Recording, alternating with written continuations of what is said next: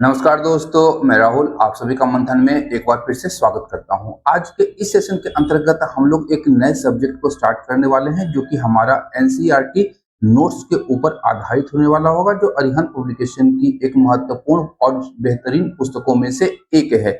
इस सेशन के अंतर्गत हम लोग सबसे पहले आज भारत एवं विश्व के भूगोल के अंतर्गत हमारे ब्रह्मांड या यूनिवर्स को समझने का प्रयास करेंगे और यह देखेंगे कि एनसीईआरटी के बुक्स में जो कि 6 to 12 के मध्य स्थित है, इसमें हमारा क्या क्या दिया गया है और किस प्रकार के प्रश्न यहाँ से पूछे जा सकते हैं। एक बार मैं फिर से आप लोगों को यह बताता चलूं कि यह जो पुस्तक है यह काफी बेहतरीन पुस्तक मैं इसे मानता हूं। आज तक के संदर्भ में इसका सबसे महत्वपूर्ण पहलू है कि इसमें न केवल 6 to 8 एनसीईआरटी से संबंधित अपितु हम लोग देखते हैं इसमें एनआईओएस और तमिलनाडु बोर्ड के जो इंपॉर्टेंट फैक्ट्स दिए गए हैं बुक्स में, उसको भी एक संक्षिप्त रूप में प्रस्तुत करने का प्रयास प्रकाशक के द्वारा किया गया है। काफी उपयोगी पुस्तक है और यह हमारी जो तैयारी है विभिन्न प्रतियोगी परीक्षाओं से संबंधित, तो उसमें यह चार चांद लगा सकता है यह बुक। यदि मैं आपको बताऊं तो आज का जो यह सेशन होने वाला है मूल रूप से आपका 71वीं बीपीएससी और ध्यान रखिएगा आने वाले 14th जेपीएससी के लिए अत्यंत ही महत्वपूर्ण सिद्ध हो सकता है। साथ ही साथ आप किसी भी प्रकार की प्रतियोगी परीक्षा की तैयारी कर रहे हो वहां उस एग्जाम के दृष्टिकोण से भी ये सेशन काफी महत्वपूर्ण साबित हो सकता है, क्योंकि बहुत सारे एग्जाम में हमारे ब्रह्मांड से संबंधित प्रश्न पूछे जाते हैं। अब अगर हम लोग बात करें, सबसे पहले अगर हम लोग देखें यहाँ पर, तो यहाँ पर ध्यान रखिएगा आप लोग कि ब्रह्मांड से जो प्रश्न पूछे जाते हैं वो अधिकांश प्रश्न हमारे सौर मंडल से पूछे जाते हैं, ये ध्यान रखिएगा आप। और सौर मंडल के ऊपर आप लोगों को ज्यादा फोकस करने की आवश्यकता होगी। अब यहाँ पर ध्यान रखिएगा, सौर मंडल जो है ये हमारे आकाश गंगा या गैलेक्सी का पार्ट है, और गैलेक्सी की बात करें तो हमारे ब्रह्मांड का भाग है हमारा गैलेक्सी, ये ध्यान रखिएगा। द यूनिवर्स का भाग है हमारा गैलेक्सी। तो यूनिवर्स, गैलेक्सी और सौर मंडल के अंतर्गत ही हम लोगों से प्रश्न पूछे जाएंगे। यूनिवर्स और गैलेक्सी से उतना ज्यादा प्रश्न नहीं पूछा जाता है। जनरली अगर हम लोग देखें तो सौर मंडल से संबंधित प्रश्न विभिन्न प्रतियोगी परीक्षाओं में हमेशा पूछे जाते हैं और यहाँ से प्रश्न रहते हैं।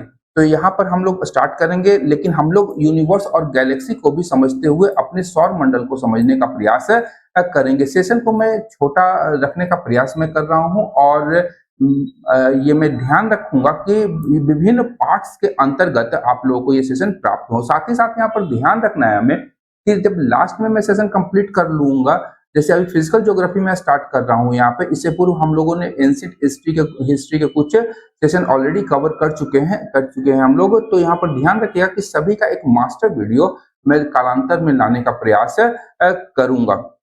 तो यहाँ पर अगर हम लोग ब्रह्मांड की बात करें तो यहाँ पर ध्यान रखिएगा कि विभिन्न आकाश गंगाओं के समूह को हम लोग ब्रह्मांड कहते हैं। यह ब्रह्मांड वह क्षेत्र है जहां पर विभिन्न खगोलीय पिंडों की विद्यमानता होती है, ये ध्यान रखिएगा। सूक्ष्म अणु से लेकर के हमारा महाकाय या जायंट पिंडों के सम्मिलित स्वरूप को हम लोग ब्रह्मांड के रूप में जानते हैं, ये हमें ध्यान में रखना है। और ब्रह्मांड के अंतर्गत ही सारे खगोलीय पिंड विद्यमान होते हैं। इसके अतिरिक्त अगर हम लोग बात करें तो ब्रह्मांड का अध्ययन हमारा कॉस्मोलॉजी कहलाता है, ये प्रश्न बराबर पूछा जाता है। और ब्रह्मांड का विस्तार की अगर हम लोग बात करें तो इसके अंतर्गत विभिन्न तारे, ग्रहों के उपग्रह, आकाशगंगा और अन्य खगोलीय पिंड जैसे हमारा क्षुद्र ग्रह, उल्का पिंड आदि की बात करें तो सभी हमारे ब्रह्मांड के ही घटक या कंपोनेंट के अंतर्गत आते हैं। अब सबसे बड़ी बात है कि आखिर यह जो संपूर्ण ब्रह्मांड है इसकी उत्पत्ति हुई किस प्रकार से, तो इसके संबंध में विभिन्न विचारकों, विद्वानों और दार्शनिकों के द्वारा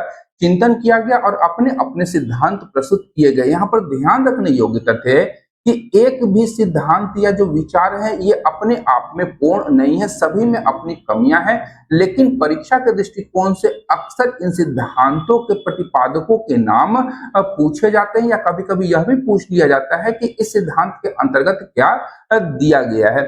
जनरली हमें सिद्धांत और उसके प्रतिपादकों के संबंध में हमें यहाँ पर जानने की आवश्यकता होगी। और सबसे पहला और सबसे महत्वपूर्ण और सबसे मान्य सिद्धांत की जब हम लोग बात करते हैं तो ब्रह्मांड की उत्पत्ति के संबंध में हमारा बिग बैंग का सिद्धांत सर्वाधिक प्रचलित है। इस सिद्धांत को हम लोग विस्तारित ब्रह्मांड परिकल्पना या एक्सपेंडिंग यूनिवर्स हाइपोथेसिस के भी नाम से जाना जाता है। अब यहाँ पर ध्यान रखिएगा कि हमारा जो ब्रह्मांड है उसमें लगातार विस्तार होता जा रहा है।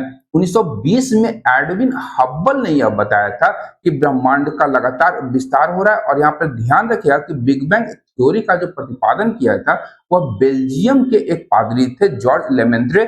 जॉर्ज लेमेंत्रे के द्वारा इसका प्रतिपादन किया गया था। किसका? तो बिग बैंग थ्योरी या विस्तारित ब्रह्मांड परिकल्पना का। इसके अतिरिक्त दो अन्य महत्वपूर्ण सिद्धांत है। एक है हमारा स्थिर अवस्था संकल्पना और दूसरा है दोलन ब्रह्मांड सिद्धांत। अब यहाँ पर अगर हम लोग बात करें कि ब्रह्मांड का विस्तार हो रहा है, इसका क्या अर्थ है, तो यहाँ पर ध्यान रखिएगा कि दो आकाश गंगाओं की जो बीच की दूरी है उनमें विस्तार हो रहा है। यानी दो आकाश गंगाएं ए और बी है, तो इनके बीच में क्या हो रहा है? विस्तार हो रहा है। यानी ब्रह्मांड जो है हमारा लगातार विस्तारित होता जा रहा है। हॉयल ने इसका विकल्प अपने स्थिर अवस्था संकल्पना में प्रस्तुत करने का प्रयास किया था। सबसे पहले हम लोग यहाँ पर देखेंगे कि ब्रह्मांड की उत्पत्ति के सिद्धांत क्या हैं। तो सबसे पहले बिग बैंग थ्योरी को समझेंगे और यहाँ पर ध्यान रखिएगा कि इसके प्रतिपादकों के नाम अवश्य हमें ध्यान में रखना होगा। अब जॉर्ज लेमेंत्रे ने कहा कि जब बिग बैंग कब हुआ, तो इनका कहना था कि जो संपूर्ण ब्रह्मांड है वह एक एकाकी परमाणु या चम्मच के आकार में, संपूर्ण ब्रह्मांड का जो घनत्व था वह एक ही स्थान पर स्थित था या सीमित था, जिसके परिणाम स्वरूप क्या होता है कि यहाँ पर इसका आयतन बहुत ही कम था, लेकिन तापमान और घनत्व यहाँ पे अनंत हो गया। और तापमान और घनत्व की अधिकता के कारण अचानक से इसमें विस्फोट होता है और प्रसार होना प्रारंभ हो जाता है। और इस बृहत विस्तार की अवधि मानी गई है 13.7 अरब वर्ष पूर्व। 13.7 अरब वर्ष पूर्व हमारे ब्रह्मांड का विकास हुआ था। यहाँ पर एकाकी परमाणु में एक भीषण विस्फोट हुआ था, जिसके परिणाम स्वरूप हमारा आज का ब्रह्मांड दिखाई, उसकी उत्पत्ति हुई थी। और ब्रह्मांड के विस्तार का कारण था कि कुछ ऊर्जा पदार्थ में परिवर्तित हो गई और इसके बाद आरंभिक 3 मिनट के अंदर ही पहले परमाणु का निर्माण हो गया। ये ध्यान रखिएगा। और इसके उपरांत देखते हैं हम लोग कि बिग बैंग से 3 लाख वर्षों के दौरान 4500 डिग्री केल्विन तक जो टेम्परेचर था वह गिर गया और उसके परिणाम स्वरूप विभिन्न परमाणुीय पदार्थों का निर्माण हुआ और ब्रह्मांड जो है हमारा वह पारदर्शी हो गया। तो ध्यान रखिएगा कि अगर प्रश्न पूछे कि ब्रह्मांड के पारदर्शी होने का मूल कारण क्या था, तो तापमान में गिरावट, जिसके परिणाम स्वरूप परमाणुीय पदार्थों का निर्माण हुआ और ब्रह्मांड पारदर्शी हो जाता है। इसके अतिरिक्त दो अन्य सिद्धांत हैं, जिसमें पहला है हमारा स्थिर अवस्था संकल्पना, जिसके प्रतिपादक थे हरमन बॉन्डी, थॉमस गोल्ड और फ्रेड हॉयल। इन तीनों के द्वारा स्टेडी स्टेट थ्योरी या स्थिर अवस्था संकल्पना का प्रतिपादन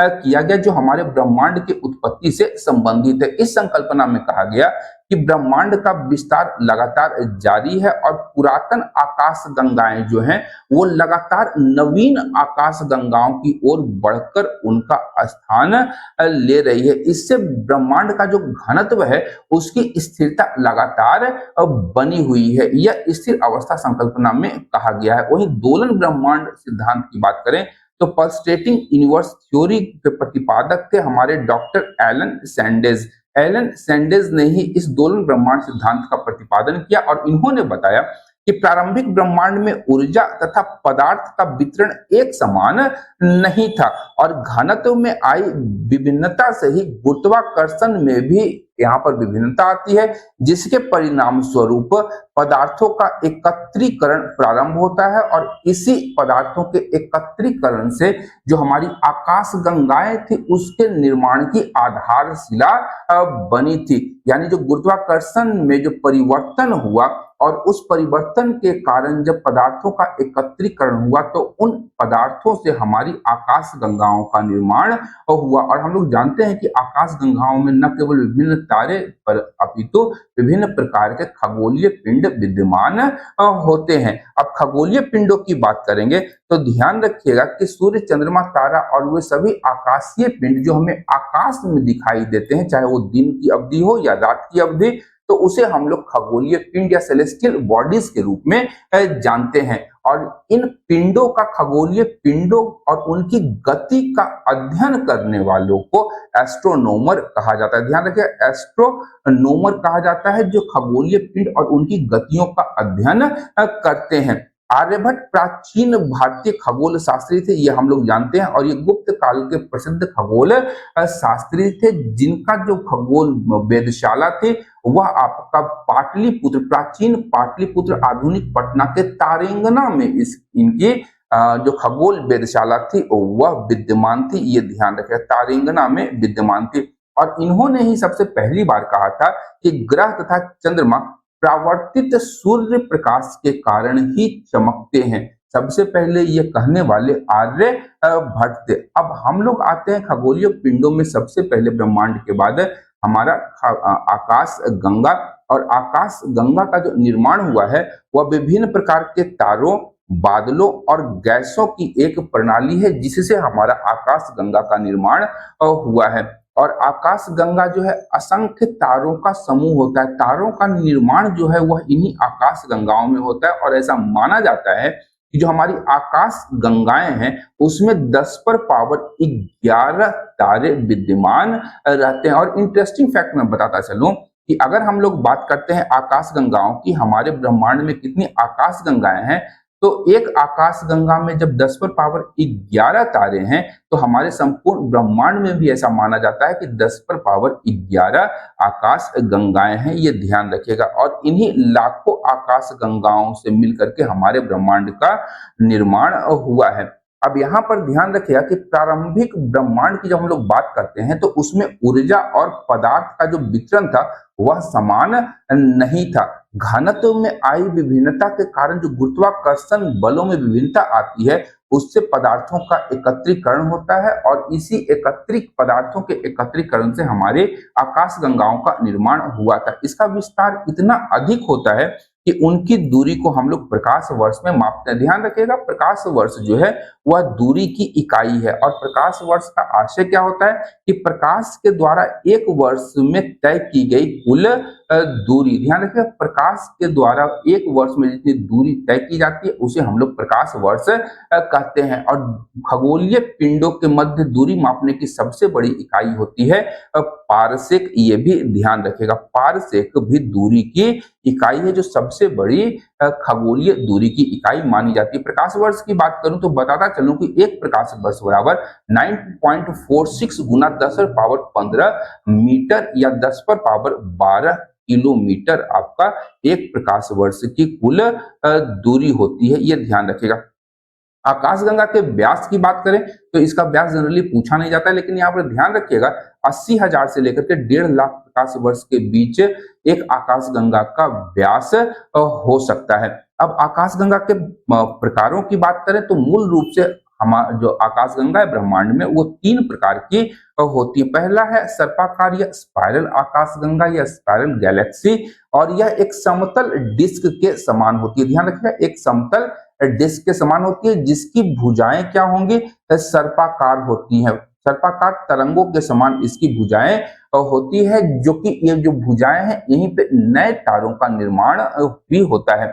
सर्पाकार आकाशगंगा की बात करें तो इसमें हमारा जो मंदाकिनी है, हमारे सोलर सिस्टम की जो मंदाकिनी जिसे हम लोग दुग्ध मेखला या मिल्की वे के नाम से जानते हैं, ये सबसे प्रसिद्ध सर्पाकार या स्पाइरल गैलेक्सी के रूप में जानी जाती है। और यह हमारा सर्पाकार आकाशगंगा, हमारी जो मंदाकिनी है वह सर्पाकार आकाशगंगा है। इसके बाद दूसरा प्रकार है हमारा दीर्घवृत्ताकार आकाशगंगा, जिसे इलेक्ट्रिकल गैलेक्सीज के रूप में जाना जाता है। यह दीर्घवृत्ताकार तथा गोलाकार आकृति यह बनाती है। इसमें 1 ट्रिलियन के आसपास तारे हो सकते हैं, किंतु इसमें ध्यान रखिएगा कि धूल कण और ग्रहाणु जो होते हैं काफी कम होते हैं। ये बड़ा इंपॉर्टेंट फैक्ट है। प्रश्न पूछा जा सकता है कि किस प्रकार की आकाशगंगा में धूल कण और ग्रहाणु कम होते हैं। आपका तीनों प्रकार के आकाशगंगा के नाम यहाँ दिए जा सकते हैं, स्पाइरल, दीर्घवृत्ताकार और अनियमित आकाश गंगाएं।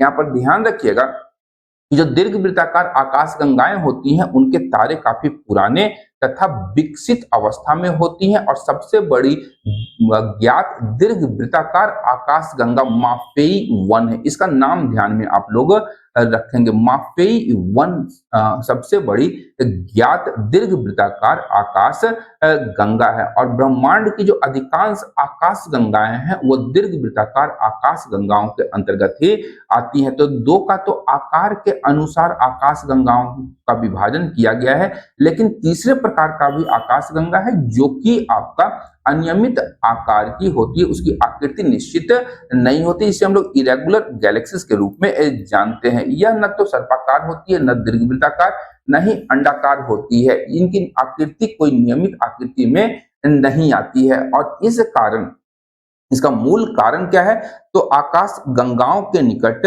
खगोलीय पिंडों के गुरुत्वाकर्षण, ये ध्यान रखिएगा, खगोलीय पिंडों के गुरुत्वाकर्षण के कारण अनियमित आकाश गंगाओं का निर्माण होता है। सेक्टॉन्स ए, ध्यान रखिएगा, सेक्टॉन्स ए एक आकाश गंगा है, सेक्टॉन्स ए एक आकाश गंगा है जो कि अनियमित आकार की है, और यह अनियमित आकार की सबसे बड़ी आकाश गंगा है। माफेई 1 आप ध्यान रखेंगे, दीर्घवृत्ताकार आकाश गंगा, और सेक्टॉन्स ए जो है हमारा सबसे बड़ी ज्ञात आकाश गंगा है। ये दोनों नाम आप लोग ध्यान में रखेंगे। अब प्रमुख आकाश गंगाओं की बात करेंगे तो सबसे पहले हमारा द मिल्की वे है, और हमारा जो सोलर सिस्टम या सौर मंडल है वह इसी मंदाकिनी आकाश गंगा का भाग है। यह एक खुले आकाश में एक ओर से दूसरी ओर तक एक चौड़ी पट्टी के रूप में दिखाई पड़ती है। प्राचीन भारत में इसकी कल्पना की गई एक प्रकाश की बहती हुई नदी के रूप में। ध्यान रखिएगा, ये बड़ा ही अच्छा टर्म और प्रश्न बन सकता है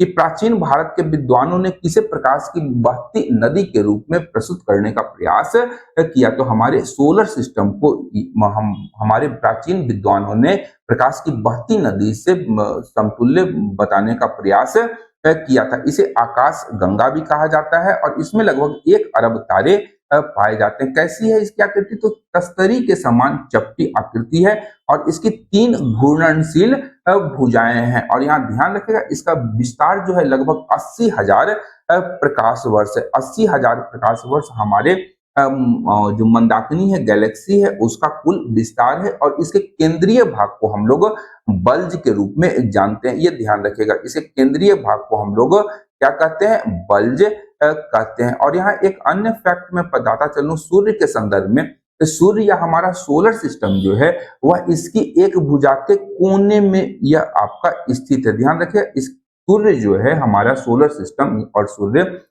हमारी आकाश गंगा दुग्ध मेखला के एक भुजा के कोने में स्थित है, और सूर्य के द्वारा इस बल्ज या आकाश गंगा के केंद्र के चारों ओर चक्कर लगाया जाता है। यह चक्कर लगभग आपका 25 करोड़ वर्ष में सूर्य पूरी करता है, 25 करोड़ वर्ष। और इस 25 करोड़ वर्ष की अवधि को ही हम लोग ब्रह्मांड वर्ष या कॉस्मोस ईयर के नाम से जानते हैं। ये ध्यान में आपको रखना। अगर प्रश्न कभी पूछे ब्रह्मांड वर्ष की अवधि कितनी होती है, तो वो 25 करोड़ वर्ष की अवधि होती है, और सूर्य के द्वारा अपनी आकाश गंगा के चारों ओर एक चक्कर लगाने में लगे समय को हम लोग ब्रह्मांड वर्ष के रूप में निरूपित करते हैं। ये ध्यान रखिएगा। दूसरा है हमारा एंड्रोमेडा आकाश गंगा।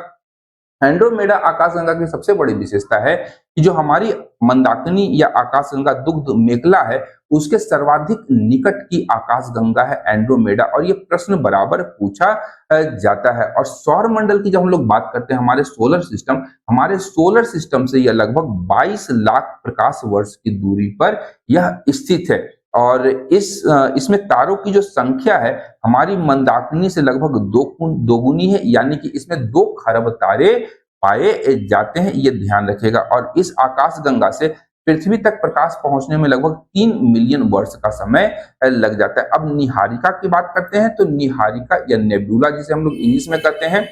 अब निहारिका क्या है, तो निहारिका के बारे में ध्यान रखिएगा कि आकाश गंगा के निर्माण की जो शुरुआत होती है वो हाइड्रोजन गैस से बने विशाल बादलों के समूहन या संचयन से होती है, और इन हाइड्रोजन गैस के बादलों के समूहन या संचयन से जो आकृति या जो पिंड का निर्माण होता है उसे हम लोग निहारिका या नेबुला के रूप में जानते हैं। और समय के अनुसार देखें अगर हम लोग, तो जैसे जैसे समय बढ़ेगी गैस के विशाल पुंज और विकसित होते जाते हैं, जो घने गैस के पिंड बनते हैं और यहाँ से हमारे तारों का निर्माण प्रारंभ होता है। और जैसे हम लोग जानते हैं कि जो हमारा तारा है, जो प्राचीन तारे हैं, उनका निर्माण लगभग 5 से 6 अरब वर्ष पूर्व हो चुका था। अब तारों की बात करें, जो कि हमारे आकाशगंगा का एक महत्वपूर्ण कंपोनेंट या घटक है, तो ये होता क्या है, तो हम लोग क्या देखते हैं, आकाश में रात के समय हमें झिलमिलाते हुए, टिमटिमाते हुए बल्ब की भांति काफी ज्यादा पिंड दिखाई देते हैं,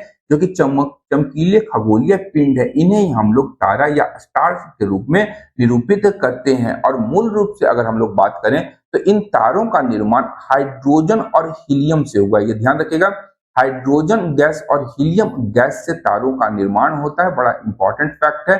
और हाइड्रोजन गैस ही तारों में ईंधन का मूल स्रोत है। सूर्य भी हमारा तारा है, ये ध्यान रखिएगा। आगे जब हम लोग पढ़ेंगे तो किस प्रकार से ये हाइड्रोजन और हीलियम सूर्य में ऊष्मा और प्रकाश की उपस्थिति प्रदान करती है, उसके विषय में हम लोग देखेंगे।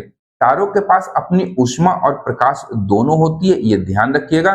तारे अपने प्रकाश से स्वयं प्रकाशित होते हैं, ये काफी ज्यादा, इसमें काफी ज्यादा ऊष्मा होती है और ये सबसे बड़ी मात्रा में ऊष्मा और प्रकाश को उत्सर्जित करते हैं। यदि हम लोग बात करें तारों की, तो हमारा सूर्य और उत्तरी ध्रुव में दिखाई देने वाला हमारा पोलर स्टार या ध्रुव तारा, जिसे हम लोग पोलरिस के नाम से भी जानते हैं, ध्रुव तारा और सूर्य दोनों तारों के महत्वपूर्ण उदाहरण हैं। ध्रुव तारा की बात करेंगे तो यह रात के समय उत्तर दिशा की ओर ये स्थिर होता है, यह ध्यान रखिएगा। और अधिकांश तौर पर यदि हम लोग देखें तो उत्तर दिशा को निर्धारित करने के लिए नाविकों के द्वारा नेविगेशन के लिए उत्तरी गोलार्ध में ध्रुव तारे का उपयोग भी किया जाता है। सूर्य हमारे पृथ्वी का सबसे निकटतम तारा है और हमारे सोलर सिस्टम का प्रधान या मुखिया के रूप में इसे हम लोग जानते हैं। पृथ्वी से डिस्टेंस की बात करें सूर्य की, तो इसकी औसत दूरी 14.98 करोड़ किलोमीटर होती है। अब चूंकि होता क्या है कि जो हमारी पृथ्वी है वह सूर्य के चारों ओर एक दीर्घ वृत्ताकार कक्षा में चक्कर लगाती है। तो वर्ष में एक समय ऐसा आता है कि सूर्य और पृथ्वी के बीच में सबसे न्यूनतम दूरी, और एक समय ऐसा आता है कि सूर्य और पृथ्वी का सर्वाधिक दूरी विद्यमान होती है। यहाँ पर ध्यान रखिएगा कि सूर्य से जो प्रकाश पहुंचता है हमारे पास में या पृथ्वी पे,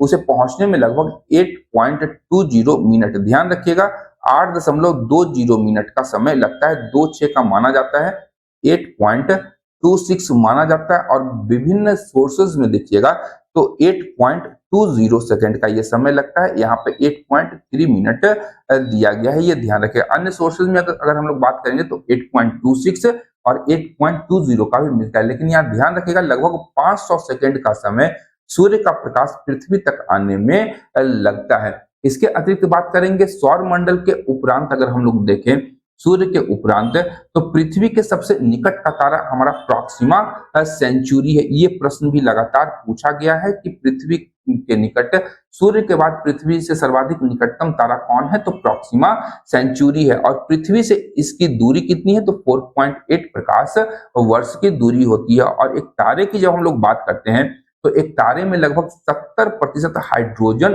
होता है। यहाँ पर नाभिकीय संलयन की क्रिया होती है, ये भी आप लोग को ध्यान रखना है कि नाभिकीय संलयन की क्रिया के द्वारा ही वहां पर ऊष्मा की उत्पत्ति होती है। ऊष्मा और प्रकाश दोनों उत्पन्न होते हैं। और हाइड्रोजन जो है, हाइड्रोजन के 4 परमाणु एक हीलियम का निर्माण करते हैं। 70% हाइड्रोजन और 28% हीलियम उपस्थित होता है। मतलब मेन कंपोनेंट जो है किसी भी तारे का, लगभग 98% भाग वो हमारा हाइड्रोजन और हीलियम होता है। बाकी 1.5% कार्बन, नाइट्रोजन और नियॉन आदि में हम लोग देखते हैं। अब तारों के जीवन चक्र की बात करेंगे तो यहाँ पर ध्यान रखिएगा कि तारों का जीवन चक्र होता है, जब हाइड्रोजन और हीलियम दोनों समाप्त हो जाएंगे तो हमारे जो तारे हैं उनकी जीवन आयु भी समाप्त हो जाएगी। जैसे हम लोग देखते हैं, हम लोग बाइक या जो भी 4 व्हीलर वगैरह ड्राइव करते हैं, उसमें अगर ईंधन के रूप में पेट्रोल या डीजल समाप्त हो जाता है तो हमारी गाड़ी रुक जाती है। तो उसी प्रकार तारों की जब बात करते हैं तो हाइड्रोजन और हीलियम, इनके लिए पेट्रोल या डीजल की भांति व्यवहार करते हैं, ये समाप्त हो गया तो तारे का जीवन चक्र भी समाप्त हो जाता है। तो तारों के जीवन चक्र की बात करेंगे तो यहाँ पर रेड जायंट या लाल दानव की एक अवस्था होती है। यह अवस्था तब होती है जब हाइड्रोजन की मात्रा कम हो जाती है। बड़ा इंपॉर्टेंट है, ये प्रश्न आपसे पूछा जा सकता है कि तारों के जीवन चक्र में लाल दानव अवस्था किसकी कमी से उत्पन्न होती है। तो हाइड्रोजन की कमी से यह स्थिति उत्पन्न होती है और इस अवस्था में जो तारा है वह फूल करके इतना ज्यादा फूल जाता है कि वह उसकी आकृति जो होगी वो काफी बड़ी हो जाती है और उसका रंग जो होता है वह लाल हो जाता है। तो लाल दानव अवस्था के रूप में इसे माना जाता है और तारों के अंतिम समय की यह अवस्था है। लाल दानव के बाद हम लोग देखें तो तारों की स्थितियों में दो परिवर्तन होते हैं। पहला परिवर्तन होता है कि वह या तो श्वेत वामन तारे में कन्वर्ट होगा जिसे हम लोग व्हाइट ड्वार्फ के रूप में जानते हैं, या फिर वह न्यूट्रॉन तारा के रूप में परिवर्तित होगा। अब ये कैसे होगा इसे हम लोग आगे समझेंगे। श्वेत वामन तारे की बात करेंगे तो यह गर्म तथा छोटे होते हैं और इनके जीवन चक्र की अंतिम अवस्था होती है जो वह सूर्य की भांति होती है। श्वेत वामन तारों की बात करेंगे तो इसका द्रव्यमान सूर्य के द्रव्यमान के समान होता है, किंतु व्यास जो होता है सूर्य के व्यास का 1% रह जाता है। यहाँ पर ध्यान रखिएगा एक टर्म चंद्रशेखर लिमिट जिसकी चर्चा हम लोग आगे करेंगे। चंद्रशेखर लिमिट के विषय में यहाँ पर मैं बताता चलूं कि सूर्य के द्रव्यमान का 1.44 गुना चंद्रशेखर लिमिट के रूप में जाना जाता है और इसके अनुसार ही तारों के जीवन चक्र की अंतिम अवस्था तय होती है। अब यहाँ पर ध्यान रखिएगा कि एक होता है हमारा सुपरनोवा विस्फोट, किसी भी तारे में सुपरनोवा विस्फोट होता है या इसे अभिनव तारा के रूप में हम लोग जानते हैं। और यह अभिनव तारा या सुपरनोवा विस्फोट जो है तारे के विस्फोट के परिणाम स्वरूप उत्पन्न होता है और इनसे ही न्यूट्रॉन तारों का निर्माण होता है। अब यहाँ पर एक और टर्म है आपका कृष्ण छिद्र या ब्लैक होल के रूप में हम लोग जानते हैं। तो यहाँ पर ध्यान रखिएगा कि कोई भी तारा जिसका द्रव्यमान सूर्य के द्रव्यमान से ज्यादा होता है उसका जो जीवन काल की समाप्ति है वह कृष्ण छिद्र या ब्लैक होल के रूप में इसकी समाप्ति होती है, या तारा अपने अंतिम अवस्था में ब्लैक होल या कृष्ण छिद्र या कृष्ण विवर का निर्माण करता है। कृष्ण छिद्र की जब बात करते हैं हम लोग या ब्लैक होल की तो इसमें द्रव्यों का घनत्व नहीं मापा जाता है और इसके अंतर्गत गुरुत्वाकर्षण इतना ज्यादा प्रबल होता है कि किसी भी प्रकार के पदार्थ का पलायन इससे होकर के नहीं हो सकता। यहां तक अगर हम लोग बात करें तो प्रकाश का भी पलायन ब्लैक होल से नहीं हो सकता है। एक अन्य अवस्था आती है हमारी पल्सर की, तो पल्सर को ही हम लोग न्यूट्रॉन को ही पल्सर तारा के रूप में जानते हैं। न्यूट्रॉन तारे को पल्सर के रूप में हम लोग जानते हैं और यह भी पल्सर आपका एक खगोलीय पिंड है। और यहाँ पर ध्यान रखिएगा कि एक पल्सर अपने नियमित अंतराल पर रेडियो तरंगे उत्सर्जित करता है। बड़ा इंपॉर्टेंट फैक्ट है ये, आपसे प्रश्न पूछा जा सकता है कि किसी भी पल्सर से कौन सी तरंग की उत्पत्ति होती है, तो यह आपका रेडियो तरंग होता है। क्रैब आकाशगंगा है उसका एक पल्सर है, उसके जो पल्सर्स हैं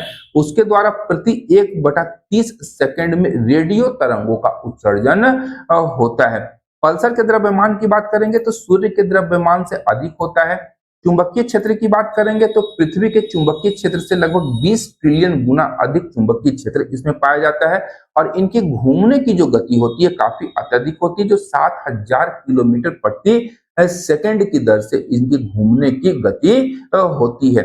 अब बात करेंगे तारा मंडल की। अब हम लोग अगर बात करें तो बचपन में अक्सर हम लोग विभिन्न तारा मंडल देखते हैं आकाश में। जब गर्मियों का मौसम हम लोग देखते हैं तो मूल रूप से हमें, अगर हम लोग बिहार, यूपी या फिर अन्य हिंदी भाषी बेल्ट से संबंधित है तो हमें सतभैवा तारा दिखाया जाता है अक्सर अपने माता पिता के द्वारा। और बताया जाता है एक पिता की मृत्यु होती है जिसके 7 पुत्र थे और मृत्यु के उपरांत ये 4 भाई कंधे पर अपने पिता को ढो रहे हैं और 3 भाई उनके पीछे चल रहे हैं, या इसे सप्तऋषि तारामंडल के रूप में भी बताया जाता है। प्राचीन 7 ऋषियों के नाम से इस तारामंडल को संदर्भित किया जाता है, यहाँ पर ध्यान रखिएगा। लेकिन हम लोग तारामंडलों की जब चर्चा करते हैं तो ये दुग्ध मेखला या मंदाकिनी आकाशगंगा में पाए जाते हैं। तो मंदाकिनी में पाए जाने वाले जो तारे होते हैं कुछ सुंदर आकृतियों का निर्माण करते हैं। इन्हीं आकृतियों को हम लोग तारामंडल के रूप में निरूपित करते हैं। इंटरनेशनल एस्ट्रोनॉमिकल यूनियन की जो बात करेंगे तो इसने कहा है कि आकाश गंगा में, हमारी जो आकाश गंगा है उसमें कुल 88 तारामंडल है और जो हमारा सबसे बड़ा तारामंडल है वह है सेंटोरस। ये ध्यान रखिएगा, सेंटोरस हमारा सबसे बड़ा तारा मंडल है। इसमें लगभग 94 तारे हैं। इसके अतिरिक्त एक अन्य तारा मंडल है हाइड्रा।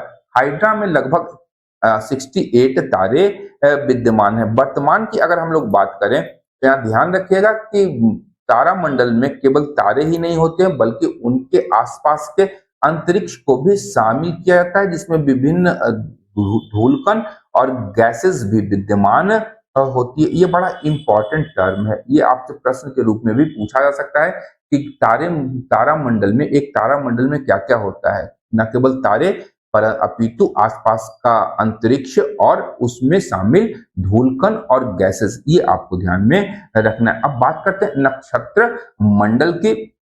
तो नक्षत्र मंडल को अगर हम लोग देखें तो तारों के विभिन्न समूहों के द्वारा बनाई गई विभिन्न आकृतियों को हम लोग नक्षत्र मंडल या कॉन्स्टेलेशन के रूप में जानते हैं। इसमें मूल रूप से अगर हम लोग देखें तो उर्सा मेजर और बिग बियर एक प्रकार का नक्षत्र मंडल है और बहुत आसानी से पहचाने जाने वाला जो नक्षत्र मंडल है, इसकी चर्चा हम लोग सप्तऋषि के रूप में कर चुके हैं। सात या सात ऋषि या संत के रूप में इन्हें हम लोग जानते हैं।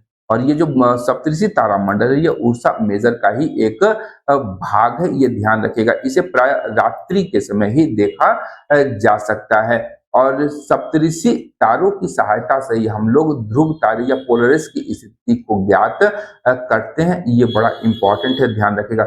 ये बड़ा इंपॉर्टेंट टर्म है, ये ध्यान रखिएगा एग्जामिनेशन के पॉइंट ऑफ व्यू से। और प्राचीन काल की बात करेंगे तो सप्तऋषि और पोलरिस के द्वारा रात के समय दिशा के निर्धारण में इसका उपयोग किया जाता था। अब बात करेंगे चंद्रशेखर लिमिट, जिसकी चर्चा हम लोग पूर्व में कर चुके थे। ये एक भारतीय मूल के अमेरिकी वैज्ञानिक थे और इन्हें नोबेल पुरस्कार भी प्राप्त हो चुका था। इन्होंने ही कहा था कि यदि किसी तारे का द्रव्यमान 1.44 सौर द्रव्यमान की ऊपरी सीमा है तो श्वेत वामन तारे की द्रव्यमान की ऊपरी सीमा है और इसे चंद्रशेखर लिमिट के रूप में जाना गया है। इन्होंने कहा कि किसी भी तारे का जो द्रव्यमान है वह यदि सूर्य के द्रव्यमान से कम अथवा बराबर है, यह चंद्रशेखर लिमिट होगी। तो लाल दानव से श्वेत वामन और अंततः ब्लैक ड्वार्फ के रूप में कोई तारा परिवर्तित हो सकता है। अब यदि किसी तारे का द्रव्यमान जो है इस सूर्य के द्रव्यमान से या चंद्रशेखर लिमिट या 1.44 सौर द्रव्यमान से ज्यादा होगी तो वहां पर सुपरनोवा विस्फोट होगा और इसी सुपरनोवा विस्फोट के उपरांत न्यूट्रॉन तारा या ब्लैक होल का निर्माण होता है। तो चंद्रशेखर लिमिट ध्यान में रखेंगे, बड़ा इंपॉर्टेंट है ये और ये टर्म से ही प्रश्न पूछे जाते हैं। प्रश्न पूछा जा सकता है कि ब्लैक होल का निर्माण किस प्रकार से हो सकता है। तो सूर्य के द्रव्यमान से 1.44 गुना अधिक द्रव्यमान वाले तारों में जब सुपरनोवा विस्फोट होता है तो उससे हमारे ब्लैक होल का निर्माण होता है या फिर न्यूट्रॉन तारे का निर्माण होता है। अब बात करेंगे हम लोग अपने सौर मंडल की, और सौर मंडल की जब बात करते हैं तो ध्यान रखिएगा कि हमारे यहाँ पे वर्तमान समय में 8 ग्रह हैं। पूर्व में हम लोग देखते हैं कि हमारे यहाँ पर 9 ग्रह थे, सोलर सिस्टम में 9 ग्रह बताए गए थे। लेकिन 2006 में जब IAU की बैठक प्राग में होती है अगस्त 2006 में, तो उस समय प्लूटो को ग्रह का दर्जा छीन लिया गया प्लूटो से और उसे बौने ग्रह के रूप में शामिल किया गया। और यहाँ पर सौर मंडल की जब बात करेंगे तो सोलर सिस्टम के अंतर्गत विभिन्न खगोलीय पिंड आते हैं, जिसमें हमारे क्षुद्र ग्रह जो कि ग्रहों के टुकड़े हो सकते हैं, उल्काओं के टुकड़े हो सकते हैं, विभिन्न प्रकार के धूमकेतु, उल्का पिंड, बृहद मात्रा में गैस, धूलकण और सूर्य, 8 ग्रह, उनके उपग्रह आदि को शामिल किया जाता है। यानी अगर हम लोग देखें ये सभी मिलकर के हमारे सोलर सिस्टम का निर्माण करते हैं और सूर्य जो है इस परिवार का मुखिया है। सूर्य के परिवार को ही हम लोग सोलर सिस्टम या सौर मंडल के रूप में जानते हैं। ध्यान रखिएगा प्राचीनतम जो रोमन कहानियां हैं उसमें सोल सूर्य देवता को कहा गया है। और सौर शब्द की जब बात करेंगे तो यह सूर्य से संबंधित है, इसीलिए हमारे सोलर सिस्टम को सौर मंडल भी कहा जाता है। निहारिका की यदि हम लोग बात करें, जो पीछे देख चुके थे हम लोग, तो निहारिका को सौर मंडल का जनक माना जाता है। और इसके ध्वस्त होने और क्रोड के बनने की जो शुरुआत हुई थी हमारे सोलर सिस्टम की, ये 5 से 5.6 अरब वर्ष पूर्व हो चुकी थी। और ग्रहों का निर्माण की बात करेंगे तो ये 4.6 से लेकर के 4.56 अरब वर्ष पूर्व हमारे ग्रहों का निर्माण हुआ था। सूर्य की बात करेंगे, जो हमारे सोलर सिस्टम का सबसे महत्वपूर्ण सदस्य है, जो हमारा नीति नियंता भी इसे हम लोग कह सकते हैं। यह हमारे सौर परिवार के केंद्र में स्थित है, सबसे बड़ा सदस्य है, अत्यंत गर्म गैसों से बना है। और इसमें एक बल है जिसे हम लोग गुरुत्वाकर्षण कहते हैं, गुरुत्वाकर्षण बल। और इसी गुरुत्वाकर्षण बल के कारण सूर्य अपने सौर मंडल के सभी सदस्यों को अपने अंतर्गत बांधे रखता है। सूर्य जो है हमारे पृथ्वी से 10 लाख गुना बड़ा है। और हमारे सोलर सिस्टम के लिए ऊर्जा की बात करें या ऊष्मा की बात करें या प्रकाश की बात करें, सूर्य हमारे सोलर सिस्टम के ऊर्जा का मुख्य स्रोत है या ऊष्मा और प्रकाश का मुख्य स्रोत के रूप में माना जाता है। अगर हम लोग बात करेंगे सूर्य से पृथ्वी की दूरी, तो 14.98 करोड़ किलोमीटर इसकी कुल दूरी है, ये ध्यान रखिएगा। करोड़ किलोमीटर है, यहाँ पर 15 करोड़ किलोमीटर दूर स्थित बताया गया है। यहाँ ध्यान रखिए प्रकाश की गति क्या है, तो 3 लाख किलोमीटर प्रति सेकंड है। इसके बावजूद अगर हम लोग देखें तो सूर्य से पृथ्वी तक प्रकाश पहुंचने में लगभग 8 मिनट हम लोग पूर्व में देख चुके हैं। 500 सेकंड या 8.26 सेकंड का समय लगता है। 8 मिनट 26 समय का समय लगता है, ये ध्यान रखना है आपको। यहाँ पर एक टर्म है एस्ट्रोनॉमिकल यूनिट, ये ध्यान रखिए। इसके विषय में आप लोग नीचे कमेंट बॉक्स में कमेंट कर सकते हैं कि खगोलीय दूरी या एस्ट्रोनॉमिकल यूनिट किसे कहा जाता है। नेक्स्ट सेशन में मैं इसका आंसर आप लोगों को कर दूंगा। प्रकाश वर्ष की चर्चा हम लोग पहले ही कर चुके हैं कि प्रकाश के द्वारा एक वर्ष में तय की गई कुल दूरी को प्रकाश वर्ष के रूप में हम लोग जानते हैं। और इसे दूरी की माप की जाती है, इसका क्या है, तो 9.46 गुना 10 पर पावर 12 किलोमीटर के बराबर होता है एक प्रकाश वर्ष। और यहाँ पर ध्यान रखिएगा सूर्य और पृथ्वी के बीच की जो औसत दूरी है वह 14 करोड़ 95 लाख 98 हजार किलोमीटर है। और यहाँ पर ध्यान रखिएगा प्रकाश वर्ष के संदर्भ में यह दूरी, यह प्रकाश वर्ष का केवल 8.311 भाग है। ये बड़ा इंपॉर्टेंट फैक्ट है, ये प्रश्न पूछा जा सकता है कि सूर्य और पृथ्वी के मध्य जो औसत दूरी है वह प्रकाश वर्ष के संदर्भ में कितना प्रकाश वर्ष आता है, तो 8.311 प्रकाश वर्ष। ये ध्यान रखिएगा सूर्य से पृथ्वी तक प्रकाश को पहुंचने में जितना समय लगता है उतना ही ये डिस्टेंस आपका हो जाएगा। अब ग्रह की बात करेंगे तो सूर्य के चारों ओर ग्रहों का निर्माण हुआ है। 9 ग्रह थे, वर्तमान में 8 ग्रह हैं। यहाँ पे ध्यान रखिएगा हमारे यहाँ पर गृह शांति या अन्य शांति कार्यों के लिए नवग्रह पूजा का विधान है, ये ध्यान रखिएगा। नवग्रह के अंतर्गत सारे 9 ग्रह जिसमें प्लूटो भी शामिल है, इसे शामिल किया जाता है। और नवग्रह पूजा जो है आज से नहीं अनादि काल से ये चली आ रही है। अब अंग्रेजी में बात करेंगे तो ग्रह को हम लोग प्लैनेट कहते हैं। और ग्रीक भाषा से यह शब्द लिया गया है जिसका अर्थ है प्लेनेटाई। प्लेनेटाई को हम लोग ग्रीक भाषा से लिए हैं और अंग्रेजी में इसे प्लैनेट के रूप में हम लोग जानते हैं। इसका अर्थ क्या होता है प्लेनेटाई का, तो परिभ्रमक या चारों ओर घूमने वाला आकाशीय पिंड जिसमें अपनी कोई प्रकाश और ऊष्मा नहीं होती है, उसे प्लेनेटाई के रूप में संदर्भित किया गया है। और ये तारों के प्रकाश से प्रकाशित होते हैं। ध्यान रखिएगा 2 टर्म है। सूर्य के चारों ओर घूमने वाले खगोलीय पिंडों को हम लोग ग्रह के रूप में जानते हैं। इसमें न अपनी प्रकाश ऊर्जा होती है न अपनी ऊष्मा ऊर्जा होती है।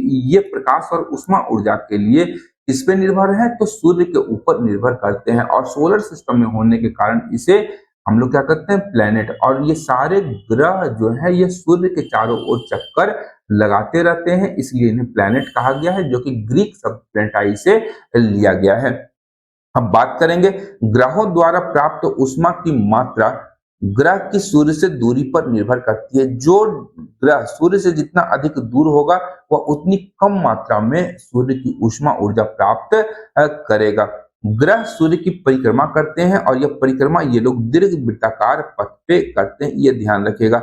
और इस दीर्घ वृत्ताकार पथ को उस ग्रह की कक्षा कहा जाता है। कक्षा में घूमने के अतिरिक्त सभी ग्रह अपने अक्ष पे भी लगातार घूर्णन करते हैं।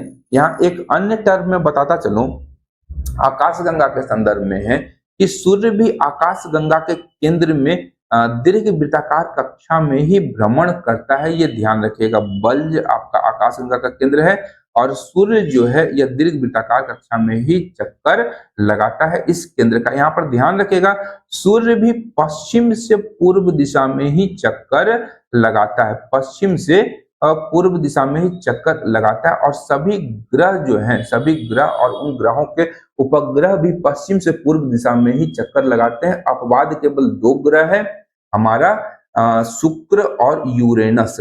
शुक्र ग्रह और यूरेनस, ये दोनों ग्रह जो है, ये सभी ग्रह के घूमने के विपरीत पूर्व से पश्चिम दिशा की ओर चक्कर लगाते हैं। इसके अतिरिक्त एक अन्य उपग्रह है जो शनि का उपग्रह है, फोबे।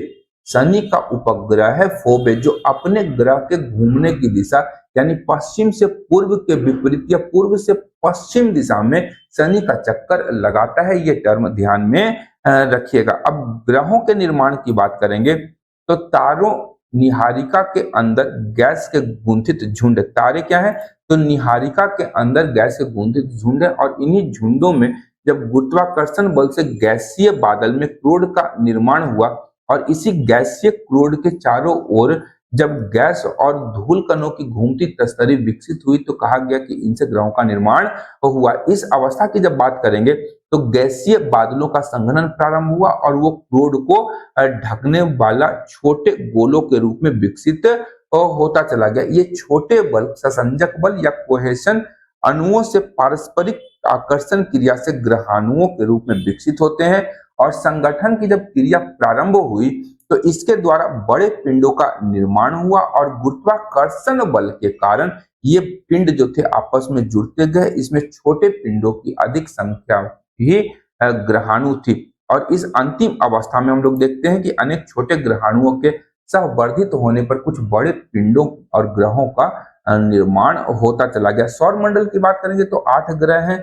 बुध से, अगर हम लोग सूर्य से दूरी के अनुसार देखें तो सबसे नजदीकी ग्रह हमारा बुध है। बुध के बाद हमारा शुक्र, पृथ्वी, मंगल, बृहस्पति, शनि, यूरेनस, अरुण या नेपच्यून, वरुण सबसे दूर में स्थित ग्रह है। नेपच्यून हमारे सौर मंडल का सबसे दूर में स्थित ग्रह है। और यहाँ पर ध्यान रखिएगा कि 4 ग्रह बुध, शुक्र, पृथ्वी और मंगल, इन चारों को आंतरिक ग्रह के रूप में संदर्भित किया जाता है। और मंगल के पश्चात हम लोग देखते हैं मंगल और बृहस्पति के मध्य में क्षुद्र ग्रह या एस्टेरॉयड बेल्ट पाया जाता है। और इसके पश्चात बृहस्पति, शनि, यूरेनस और अरुण और नेपच्यून को बाह्य ग्रह के रूप में जाना जाता है, ये ध्यान रखिएगा।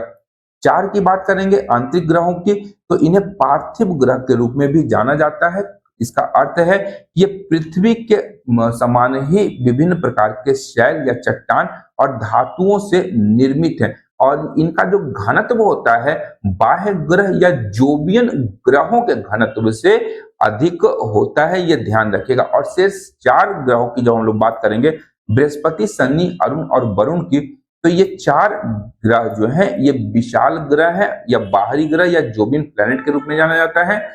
जोवियन का अर्थ है बृहस्पति की तरह। इनमें से अधिकतर ग्रह जो हैं ये पार्थिव या आंतरिक ग्रहों से बड़े हैं और इनमें हाइड्रोजन और हीलियम से ये ग्रह बने हुए हैं। यहाँ पर ध्यान रखिएगा 3 ग्रहों के बारे में, आपका बृहस्पति नहीं होगा, शनि, यूरेनस और नेपच्यून, इन तीनों ग्रहों के बाहर छल्ले भी पाए जाते हैं। इन छल्लों में सर्वाधिक विकास जो हुआ है वह शनि ग्रह के छल्लों का विकास देखा जाता है। और ये छल्ले क्या है तो विभिन्न पदार्थों के असंख्य छोटे छोटे पिंडों से बनी पट्टियों को हम लोग किसके रूप में जानेंगे तो ग्रहों के चारों ओर विकसित हुए वलय के रूप में जानेंगे। ध्यान रखिएगा शनि ग्रह है, शनि ग्रह के चारों ओर इन वलयों का निर्माण हुआ है, ये ध्यान रखिएगा। आपका शनि हो गया, यूरेनस और नेपच्यून हो गया, ये 3 ग्रहों में छल्ले पाए जाते हैं। अब हम लोग बात करेंगे पार्थिव और जोवियन ग्रह के बीच में क्या मूल अंतर होता है,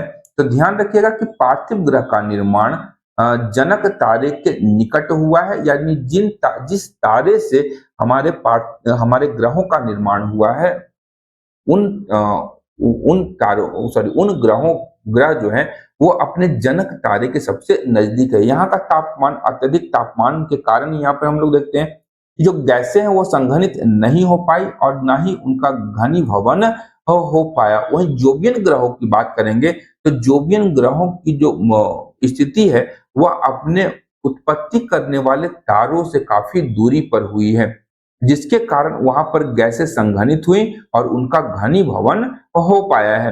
अब यहाँ पर करेंगे सौर वायु जो है, सौर वायु सूर्य से उत्पन्न होती है। सौर वायु सूर्य के निकट अधिक शक्तिशाली होती है हुई थी और अतः जो पार्थिव ग्रह थे यहाँ से अधिक मात्रा में गैस और धूल कणों को उड़ा करके अपने साथ में ले गई।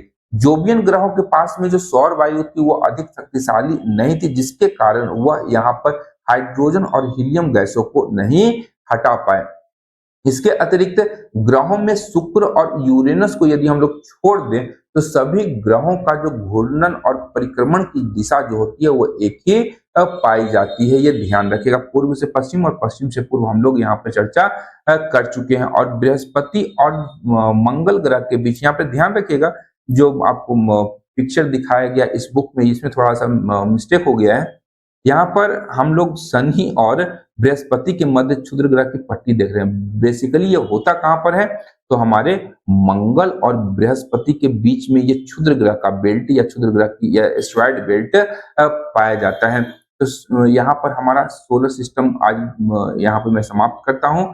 नेक्स्ट सेशन में हम लोग अपने ग्रहों के विषय में जानेंगे और सोलर सिस्टम के जो भी सदस्य हैं उनकी विशेषताओं के साथ साथ अन्य तथ्यों को हम लोग देखने और समझने का प्रयास करेंगे। तो आज के सेशन के लिए इतना ही। मिलते हैं अगले सेशन में। तब तक के लिए धन्यवाद। देखते रहिए मंथन, क्योंकि मैं इस प्रकार के वीडियोस लाता रहता हूँ। Thank you.